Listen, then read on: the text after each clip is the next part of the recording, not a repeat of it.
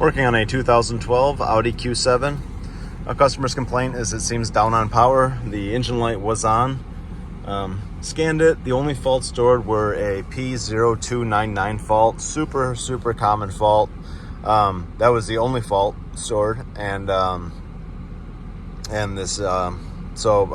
First step, take it for a test spin.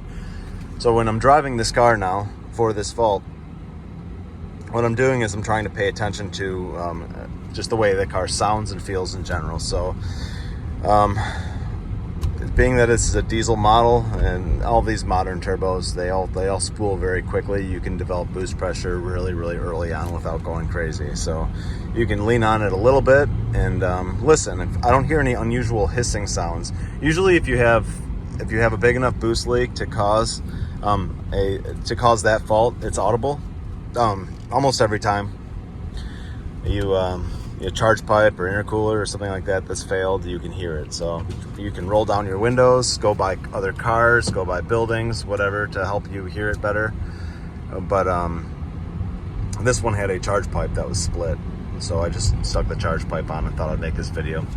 But if the car feels otherwise fine, you don't hear any weird noises, nothing like that, the fault is there, the car seems to be boosting.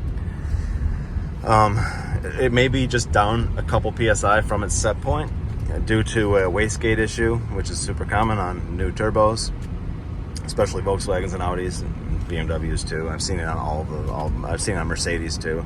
But that sometimes can cause a low boost pressure.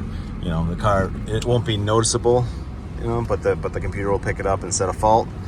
If that's the case, you want to get to the actual wastegate arm and wiggle around the pivot point. But first thing to do, take it for a test spin, get on it a little bit, listen for hissing noises that sound unusual, especially if you own the car and you're familiar with how your car sounds. This should be pretty easy to pick up if you have a boost leak. You know, if I do hear something like that, first thing I do is I smoke test the intake track. I get a smoke machine and I feed smoke into the other side of the throttle body and back towards the airbox, and I plug off the hose at the airbox, and then I just fill that up with smoke and then see where it comes out, or look for oil staining.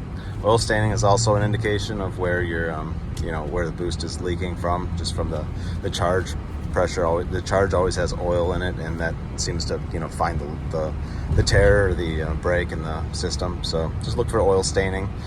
See if the bottom of the intercooler is covered in oil. It's a sign that you may have may need an intercooler. But